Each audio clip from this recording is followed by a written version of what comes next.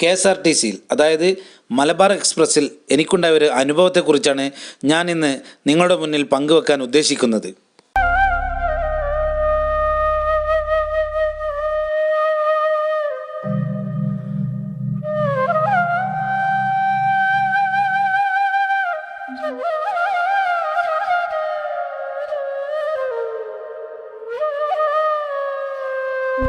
പ്രിയമുള്ള പ്രേക്ഷകരെ, ഇന്ന് 2024 മെയ് 10 വെള്ളിയാഴ്ച ദിവസമാണ്. ഞാനൊരു അത്യാവശ്യ കാര്യത്തിന് കോഴിക്കോട് പോകാനുണ്ടായത് കാരണം ബസ് കയറാൻ വേണ്ടി തോൽപ്പെട്ടി അതിർത്തിയിലേക്ക് ചെന്നപ്പോൾ അവിടെ കോഴിക്കോട് എന്ന് ബോർഡ് വെച്ച് ഒരു ബസ് നിൽക്കുന്നുണ്ടായിരുന്നു. ഏതായാലും നല്ല അനുകൂലമായിട്ട് എനിക്ക് നേരിട്ടുള്ള ഒരു ബസ്സല്ലേ, കോഴിക്കോടൊക്കെ ഉള്ളതാണല്ലോ എന്ന് കരുതി ഞാൻ ആ ബസ്സിൽ കയറി. ബസ് മലബാർ എക്സ്പ്രസ് ആയിരുന്നു. അങ്ങനെ ബസ് സ്റ്റാർട്ട് ചെയ്തു, പുറപ്പെട്ടു. കൃത്യം 6:45 രാവിലെ ആയിരുന്നു പുറപ്പെട്ടത്. അങ്ങനെ കണ്ടക്ടർ എൻ്റെ അടുത്തേക്ക് വന്നു, ടിക്കറ്റ് ആവശ്യപ്പെട്ടു. ടിക്കറ്റ് കൊടുത്തു. കോഴിക്കോട് നേരിട്ട് ടിക്കറ്റ് എടുക്കുകയും ചെയ്തു. അങ്ങനെ ബസ് അരണപ്പാറ, അപ്പപ്പാറ, മാനന്തവാടി വഴിയാണ് പുറപ്പെട്ടത്. മാനന്തവാടിയൊന്നും അധിക നേരം സമയം ഉണ്ടായിട്ടില്ല. ആളുകൾ ഇറങ്ങാനും കയറാനുള്ള സമയം മാത്രമേ ഉണ്ടായിരുന്നുള്ളൂ. ഉടനെ തന്നെ ബസ് പുറപ്പെടുകയും ചെയ്തു. ഏകദേശം കമ്പളക്കാടിലേക്ക് എത്തിയപ്പോൾ എനിക്ക് ഉണ്ടായൊരു അനുഭവമാണ്, മൂത്രമൊഴിക്കാൻ മുട്ടിയിരുന്നു. അപ്പോൾ ഞാൻ കരുതി ഇത് ചെറിയൊരു യാത്ര മാത്രമല്ലേ ആയിട്ടുള്ളൂ, ഏകദേശം ഈ ചെറിയ ദൂരത്തിനിടയ്ക്ക് ഞാൻ എങ്ങനെ കണ്ടക്ടറിനോട് എനിക്കൊന്ന് നിർത്തിത്തരണമെന്ന് ആവശ്യപ്പെടുക എന്ന് കരുതി ഞാൻ ഒന്നും മിണ്ടാതെ ബസ്സിൽ തന്നെ ഇരുന്നു. അതിൻ്റെ കാരണം എന്താണെന്ന് വെച്ച് കഴിഞ്ഞാൽ, സാധാരണയായിട്ട് ബസ് 5-10 മിനിറ്റിൻ്റെ വ്യത്യാസത്തിലാണല്ലോ ഓടിക്കൊണ്ടിരിക്കുന്നത്. ആ ഒരു സമയത്ത് എനിക്ക് വേണ്ടി ഞാൻ എങ്ങനെ ഒരു 5-10 മിനിറ്റ് ചോദിക്കുക, അത് ചോദിച്ചാൽ അവർ വല്ലതും പറഞ്ഞാലോ എന്നുള്ള ഒരു ഭയമായിരുന്നു എനിക്കുണ്ടായിരുന്നത്.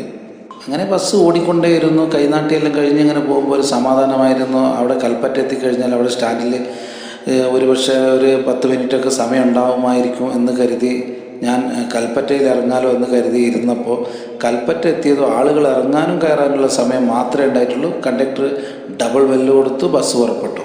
അങ്ങനെ പൊടുന്നതിന് പുറപ്പെട്ടപ്പോൾ ഞാൻ എന്ത് കരുതി എന്ന് വെച്ച് കഴിഞ്ഞാൽ, തോൽപ്പെട്ടിയിൽ നിന്ന് 6:45 പുറപ്പെട്ട ബസ്സല്ലേ, കണ്ടക്ടറും ഡ്രൈവറും ഒന്നും കഴിച്ചിട്ടില്ലല്ലോ. അവർ ഈ ലക്കിടിയോ ആ ഭാഗത്ത് എവിടെയെങ്കിലും ബസ് നിർത്തി വല്ല ചായ കുടിക്കാനോ നാഷ്ടാക്കാനോ നിർത്തുമായിരിക്കുമെന്ന് കരുതി അങ്ങനെ ബസ് കുതിച്ചു പാഞ്ഞുകൊണ്ടേയിരിക്കുന്നു. വൈത്തിരിയും ലക്കിടിയും എല്ലാം കഴിഞ്ഞു. ബസ് ഏകദേശം ചുരത്തിലേക്കെത്തി. എനിക്കാണെങ്കിൽ പ്രശ്നങ്ങൾ കൂടി വരാൻ തുടങ്ങി. ഈ ഭാഗത്ത് എവിടെയും ബസ് നിർത്തുന്നതായി കണ്ടതുമില്ല. ബസ് ചുരമിറങ്ങാനും തുടങ്ങി. എനിക്കാണ് പ്രശ്നങ്ങൾ കൂടി വരികയാണ്. അപ്പോൾ ഞാൻ കരുതി ഏകദേശം എത്രയും പെട്ടെന്ന് അടിവാരത്തേക്ക് എത്തുമല്ലോ.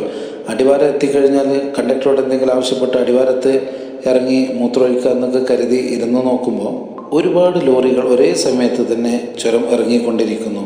ലോറികളാണെങ്കിൽ വളരെ പതുക്കെയാണ് ചുരം ഇറങ്ങിക്കൊണ്ടിരിക്കുന്നത്. അതിനിടയിൽ ചെറിയ വാഹനങ്ങളും വളരെ അധികമുണ്ട്. അപ്പോൾ ഈ ചെറിയ വാഹനങ്ങൾക്കും ബസ്സിനും ഈ ലോറിയെ മറികടക്കാൻ പെട്ടെന്ന് സാധിക്കുന്നില്ല. ഈ വളവുകൾ കാരണം നമ്മുടെ ഡ്രൈവറും വല്ലാതെ പ്രയാസപ്പെടുന്നുണ്ടെന്ന് മറികടക്കാൻ വേണ്ടി കഴിയുന്നില്ല. അപ്പോൾ ഞാൻ എൻ്റെ അടുത്തിരുന്ന യാത്രക്കാരനോട് ചോദിച്ചു, എന്തുകൊണ്ടാണ് ഈ ലോറികൾ ഇത്രയും അധികം ഈ നേരത്ത് ഇറങ്ങിക്കൊണ്ടിരിക്കുന്നതെന്ന് ചോദിച്ചപ്പോൾ, ഇത് രാവിലെ സമയമായതുകൊണ്ട് രാത്രിയുള്ള എല്ലാ ലോറികളെയും ഇവിടെ തടഞ്ഞു വെക്കും, എന്നിട്ട് രാവിലെയാണ് ഈ ലോറികൾ കടത്തിവിടാറ്. അതുകൊണ്ടാണ് ഒന്നായിട്ട് ഈ സമയത്ത് ലോറികൾ ഇറങ്ങുന്നത്. അത് വല്ലാത്ത പ്രയാസമാണ്. രാവിലെ ഇറങ്ങുന്ന ചെറുവാഹനങ്ങൾക്കും ബസ്സുകൾക്കെല്ലാം വലിയ പ്രയാസങ്ങളാണ് ഉണ്ടായിരിക്കുന്നത്. നമ്മുടെ ബസ്സും അതുപോലെ തന്നെ ഈ വണ്ടികളെ മറികടക്കാൻ കഴിയാത്തതുകൊണ്ട് ഒരുപാട് നേരം വൈകിയാണ് ഇറങ്ങിക്കൊണ്ടിരുന്നത്.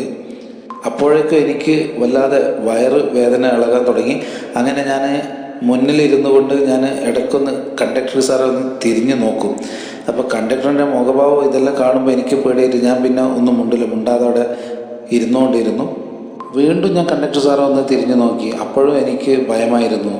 കാരണം എന്താണെന്ന് വെച്ച് കഴിഞ്ഞാൽ, നമുക്ക് പരിചയപ്പെടുത്തി തന്നിരിക്കുന്ന ട്രാൻസ്പോർട്ട് ജീവനക്കാരെ ആ രൂപത്തിലായിരുന്നല്ലോ.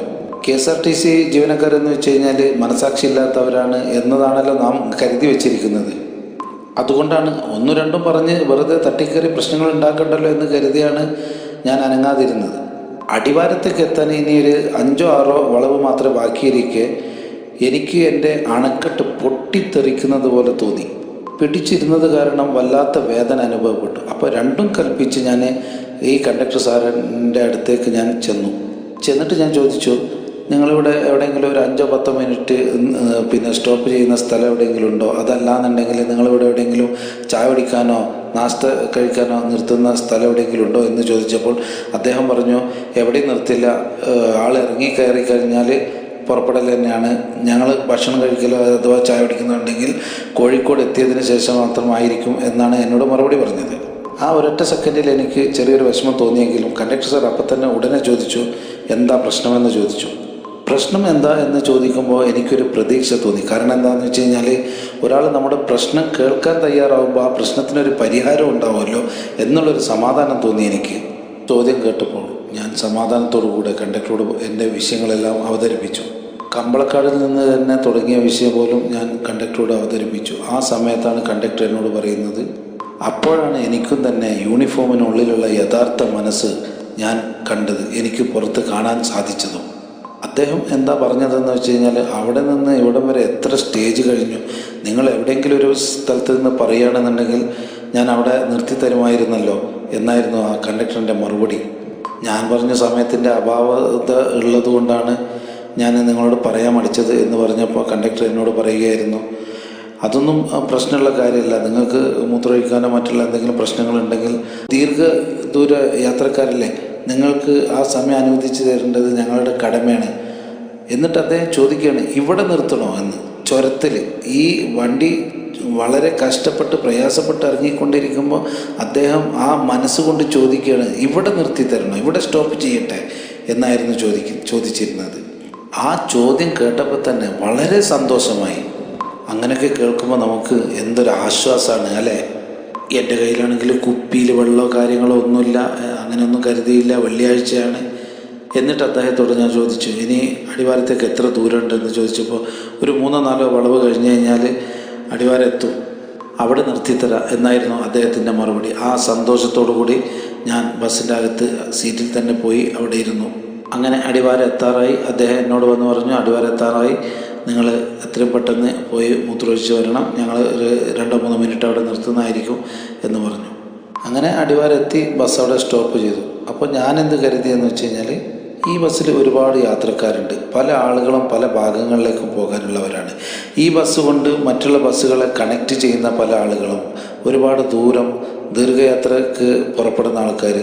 ഒരു സമയം ഈ ബസ് പിന്നെ കോഴിക്കോട് ടൗണിൽ എവിടെയെങ്കിലും എത്തിക്കഴിഞ്ഞാൽ അവിടെ നിന്ന് അങ്ങോട്ട് എറണാകുളം, കൊച്ചി അങ്ങനെ കണക്ട് ചെയ്യുന്ന ട്രെയിനുകൾക്ക് വേണ്ടി, അതുപോലെ ബസ്സുകൾക്ക് വേണ്ടി, ഹോസ്പിറ്റലിൻ്റെ ആളുകൾ, ഓഫീസർമാർ, അങ്ങനെ വേണ്ടി പല പല ആവശ്യങ്ങൾക്ക് പോകുന്ന ആളുകളും ഇതിലുണ്ടാവുമല്ലോ എന്ന് കരുതി ഞാൻ കണ്ടക്ടറോട് പറഞ്ഞു, കുഴപ്പമൊന്നുമില്ല, ഞാനിവിടെ ഇറങ്ങിക്കൊള്ളാം, ഞാൻ അടുത്ത ബസ് ഏതെങ്കിലും കയറി വന്നോളാം, നിങ്ങൾ വിട്ടോളൂ എന്ന് ഞാൻ കണ്ടക്ടറോട് പറഞ്ഞപ്പോൾ, എന്നിട്ട് അദ്ദേഹം എന്നോട് പറഞ്ഞു, ആ ബസ് ഇഷ്ടം പോലെ വരും കേട്ടോ, ബസ്സുകൾക്ക് ഇവിടെ അടിവാരത്ത് ബുദ്ധിമുട്ടൊന്നുമില്ല, പക്ഷെ ഞങ്ങളെ കൊണ്ട് നിങ്ങൾക്ക് ബുദ്ധിമുട്ടൊന്നുമില്ലല്ലോ, ഞങ്ങൾ അങ്ങനെ വേണ്ടി വന്നാൽ നിങ്ങളെ വെയിറ്റ് ചെയ്യുക എന്ന് പറഞ്ഞു. ഞാൻ പറഞ്ഞു, കുഴപ്പമൊന്നുമില്ല, നിങ്ങൾ പൊയ്ക്കോ എന്ന് പറഞ്ഞപ്പോൾ അദ്ദേഹം മറ്റൊരു മനസാക്ഷിയും കൂടി കാണിച്ചു. എന്താണെന്ന് വെച്ച് കഴിഞ്ഞാൽ, ഞാൻ ഈ ടിക്കറ്റിൻ്റെ ബാക്കി പൈസ ഒന്നും ചോദിക്കാൻ ഞാൻ തയ്യാറായില്ല.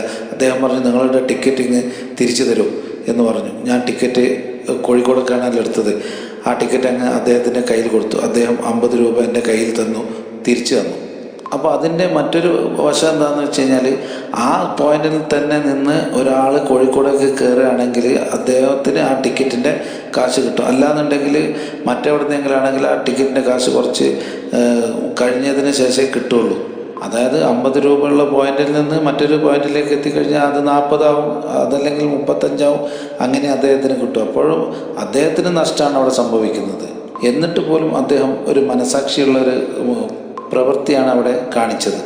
ഇതുപോലെ മനസാക്ഷിയുള്ള ഒരുപാട് ജീവനക്കാർ നമ്മുടെ KSRTCകളിലുണ്ട്. അതുപോലെ തന്നെ അവരുടെ പ്രയാസങ്ങളോ ബുദ്ധിമുട്ടോ നമ്മൾ മനസ്സിലാക്കുന്നില്ല എന്ന് വേണം നമുക്ക് പറയാൻ. KSRTCയിൽ ആരെങ്കിലും 1-2 ആളുകൾ ഇതുപോലുള്ള മനസ്സാക്ഷി ഇല്ലാത്ത പ്രവർത്തികൾ പ്രവർത്തിച്ചാൽ അത് മൊത്തം KSRTCയെ എടുത്തു കാണിക്കുന്ന ചില പ്രവണതകൾ നമ്മൾ കണ്ടുവരുന്നുണ്ട്. എല്ലാവരും ഒരേ കണ്ണുകൊണ്ട് കണ്ട് നമ്മൾ അവരെ ഭയപ്പെടുകയാണ് ചെയ്യുന്നത്. എന്നാൽ അങ്ങനെയല്ല കഥകൾ. എന്നിട്ട് ഞാൻ അടിവാരത്തിറങ്ങി നേരെ ഒരു ഹോട്ടലിൽ കയറി എൻ്റെ കാര്യം സാധിച്ചു. അവിടുന്ന് ചായ കുടിച്ചു. എന്നിട്ട് പുറത്തിറങ്ങി വന്നപാട് അടുത്ത ബസ് കിട്ടി. അടുത്ത ബസ് കയറി കോഴിക്കോട് ചെന്ന് കോഴിക്കോട് അവിടെ ഫുള്ള് എല്ലാ ബസ് സ്റ്റാൻഡിൽ എവിടെയെങ്കിലും ആ മൂക്കലോ മൂലയിലോ ഈ ബസ് നിർത്തിയിട്ടുണ്ടോ അല്ല വേറെ ഏതെങ്കിലും റൂട്ടിലേക്ക് പോകാൻ നിർത്തിയിട്ടുണ്ടോ ആ കണ്ടക്ടറിനെ ഒന്ന് കാണണം എന്ന് കരുതിയാണ് ഞാൻ കോഴിക്കോട് മൊത്തം തിരഞ്ഞത്. പിന്നെ കാണാൻ കിട്ടിയില്ല. അദ്ദേഹത്തിന് ആ ടിക്കറ്റിൻ്റെ ഇതിൽ ആർക്കെങ്കിലും കൊടുക്കാൻ സാധിച്ചോ അല്ല അദ്ദേഹത്തിന് അത് നഷ്ടം പറ്റിയോ എന്നറിയാൻ വേണ്ടിയിട്ട്. അത് നഷ്ടം പറ്റുകയാണെങ്കിൽ അത് ഞാൻ നികത്തി കൊടുക്കുക എന്നുള്ളൊരു തീരുമാനത്തിലാണ് ചെന്നത്. പക്ഷെ അദ്ദേഹത്തിന് കാണാൻ സാധിച്ചില്ല. ഈ വീഡിയോ ഞാൻ ചെയ്യാനുള്ള കാരണം എന്താണെന്ന് വെച്ച് കഴിഞ്ഞാൽ വെറും അവരെ പറ്റി കുറ്റം പറയാൻ വേണ്ടിയിട്ട് മാത്രം നമ്മൾ തയ്യാറായാൽ പോരല്ലോ. നമുക്ക് ഇങ്ങനെയുള്ള നല്ല മനസ്സുകളെയും നമുക്ക് പുറത്ത് കാണിക്കണമല്ലോ. ഈ നല്ല മനസ്സുകളെ നമുക്ക് എല്ലാവരിലേക്കും പങ്കുവെച്ചേ മതിയാവും. അതുപോലെ തന്നെ എനിക്ക് പറയാനുള്ളത്, വീഡിയോ ഒരുപാട് നീട്ടിക്കൊണ്ടുപോകാൻ ഞാൻ തയ്യാറാവുന്നില്ല. ഞാൻ രണ്ടാമത് കയറിയതും ഒരു ട്രാൻസ്പോർട്ട് ബസ്സിൽ തന്നെ ആയിരുന്നു, KSRTC തന്നെ ആയിരുന്നു. പക്ഷേ അതിലുള്ള ജീവനക്കാരനും അതുപോലെ തന്നെ നല്ല പെരുമാറ്റമായിരുന്നു. ടിക്കറ്റ് തരുമ്പോഴും അതേമാതിരി ചില്ലറയുടെ ചെറിയ പ്രശ്നങ്ങളുണ്ടായിരുന്നു. അതൊക്കെ അയാൾ വല്ലാണ്ട് ചിരിച്ച് നല്ല രീതിയിൽ സൗമ്യമായിട്ടുള്ള സംസാരങ്ങളിലൂടെയാണ് അദ്ദേഹം ഇടപെട്ടത്. അതും കൂടി ഇതിനോടുകൂടി ഞാൻ ഓർമ്മിപ്പിക്കുകയാണ്. അപ്പോൾ ഇന്നത്തെ വീഡിയോ ഞാൻ ഇത്ര മാത്രമേ ഉള്ളൂ, ഇവിടെ നിർത്തുകയാണ്. അടുത്തൊരു വീഡിയോയ്ക്ക് വേണ്ടി നിങ്ങൾ കാത്തു നിൽക്കുക. നിങ്ങൾക്ക് ഈ വീഡിയോ ഉപകാരപ്പെട്ടു അല്ല ഇഷ്ടപ്പെട്ടു എന്നുണ്ടെങ്കിൽ നിങ്ങളിത് ഷെയർ ചെയ്യുക, ലൈക്ക് ചെയ്യുക, അതേമാതിരി കമൻറ്റ് ചെയ്യുക. ഈ ചാനൽ സബ്സ്ക്രൈബ് ചെയ്യാത്ത ആരെങ്കിലും ഉണ്ടെങ്കിൽ സബ്സ്ക്രൈബ് ചെയ്യുക, ബെൽ ബട്ടൺ അമർത്തുക. എല്ലാവരോടും നന്ദി, നമസ്കാരം.